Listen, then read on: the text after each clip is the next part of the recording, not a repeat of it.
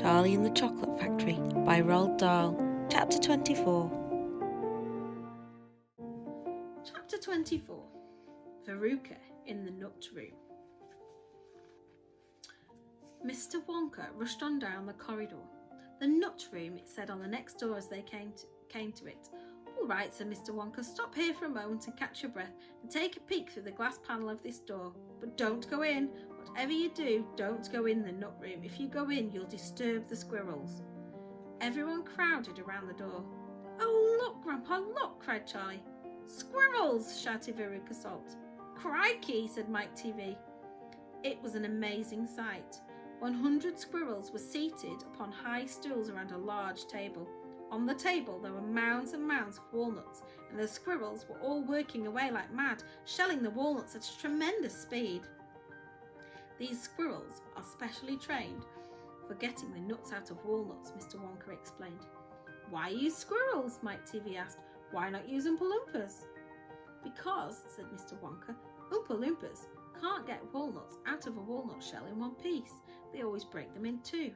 Nobody except squirrels can get walnuts whole out of walnut shells every time. It is extremely difficult, but in my factory I insist upon using only whole walnuts. Therefore I have to have squirrels to do the job. Aren't they wonderful, the way they get those nuts out? And see how they first tap each walnut with their knuckles to be sure it's not a bad one. If it's bad, it makes a hollow sound and they don't bother to open it. They just throw it down the rubbish chute. There, look, watch that squirrel nearest to us. I think he's got a bad one now." They watched the little squirrel as he tapped the walnut shell with his knuckles. He cocked his head to one side, listening intently, and then suddenly he threw the nut over his shoulder and into a large hole in the floor. "Hey, Mummy!" shouted Veruca Assault suddenly. "I've decided I want a squirrel. Get me one of those squirrels." "Don't be silly, sweetheart," said Missys Soul. "These all belong to Mr. Wonka." "I don't care about that," shouted Veruca. "I want one. All I've got at home is 2 dogs, 4 cats, 6 bunny rabbits, 2 parakeets, 3 canaries, a green parrot, a turtle, bowl of goldfish and a cage of white mice, and a silly old hamster. I want a squirrel." "All right, my pet," said Mrs. Salt soothingly. "Mummy'll get you a squirrel just as soon as she possibly can." "But I don't want any old squirrel," Veruca shouted. "I want a trained squirrel." At this point, Mr. Salt, Veruca's father, stepped forward. "Very well, Wonka," he said importantly, taking out a wallet full of money. "How much do you want for one of those squirrels? Name your price." "They're not for sale," Mr. Wonka answered. "She can't have one." "Who says I can't?" shouted Veruca. "I'm going in to get one myself this very minute." "Don't," said Mr. Wonka quickly, but he was too late. The girl had already thrown open the door and rushed in. The moment she entered the room, 100 squirrels stopped what they were doing and turned their heads and stared at her with small, black, beady eyes. Veruca Salt stopped also and stared back at them. Then her gaze fell upon a pretty little squirrel sitting nearest to her at the end of the table. The squirrel was holding a walnut in its paws. "All right," Veruca said, "I'll have you." She reached out her hands to grab the squirrel, but as she did so, in that first split second when her hand started to go forwards, there was a sudden flash of movement in the room, like a flash of brown lightning, and every single squirrel around the table took a flying leap towards her and landed on her body. 25 of them caught hold of her right arm and pinned it down. 25 more caught hold of her left arm and pinned that down. 25 caught hold of her right leg and anchored it to the ground, and 24 caught hold of her left leg, and the one remaining squirrel, obviously the leader of them all, climbed up onto her shoulders and started tapping the wretched girl's head with its knuckles. "Save her!" screamed Mrs. Salt. "Veruca, come back! What are they doing to her?" "They're testing her to see if she's a bad nut," said Mr. Wonka. "You watch." Veruca struggled furiously, but the squirrels held her tight and she couldn't move. The squirrel on her shoulder went tapping the side of her head with its knuckles. Then all at once, the squirrels pulled Veruca to the ground and started carrying her across the floor. "My goodness, she is a bad nut after all," said Mr. Wonka. "Her head must have sounded quite hollow." Veruca kicked and screamed, but it was no use. The tiny, strong paws held her tightly and she couldn't escape. "Where are they taking her?" shrieked Mrs. Salt. She's going where all the other bad nuts go, said Mr. Willy Wonka, down the rubbish chute. By golly, she is going down the chute, said Mr. Salt, staring through the glass door at his daughter. Then save her, cried Mrs. Salt. Too late, said Mr. Wonka. She's gone. And indeed she had. But where? Shrieked Mrs. Salt, flapping her arms. What happens to the bad nuts? Where does the chute go to? That particular chute, Mr. Wonka told her, runs directly into the great big main rubbish pipe, which carries away all the rubbish from every part of the factory, all the floor sweepings and potato peelings, rotten cabbage, fish heads, stuff like that. Who eats fish and cabbage and potatoes in this factory? I'd like to know, said Mike TV. I do, of course, answered Mr. Wonka. You don't think I live on cacao beans, do you? But, shrieked Mrs. Salt. Where does the great big pipe go to in the end? Why, to the furnace, of course, Mr. Wonka said calmly. To the incinerator.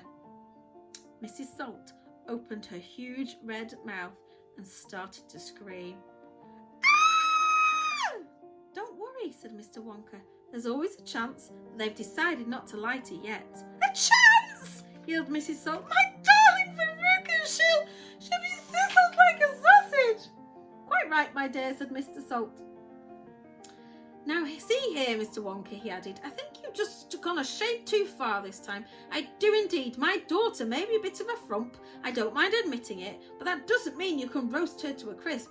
I'll have you know I'm extremely cross about this. I really am. Oh, don't be cross, my dear sir, said Mr. Wonka. I expect she'll turn up again sooner or later. She may not even have gone down at all. She may be stuck in a chute just below the entrance hole. And if that's the case, all you'll have to do is go in and pull her up again. Hearing this, both Mr. and Mrs. Salt dashed into the nut room and ran over to the hole in the floor and peered in. Veruca! Shouted Mrs. Salt. Are you down there? There was no answer. Mrs. Salt bent further forwards to get a closer look. She was now kneeling right on the edge of the hole with her head down and her enormous behind sticking up in the air like a giant mushroom. It was a dangerous position to be in.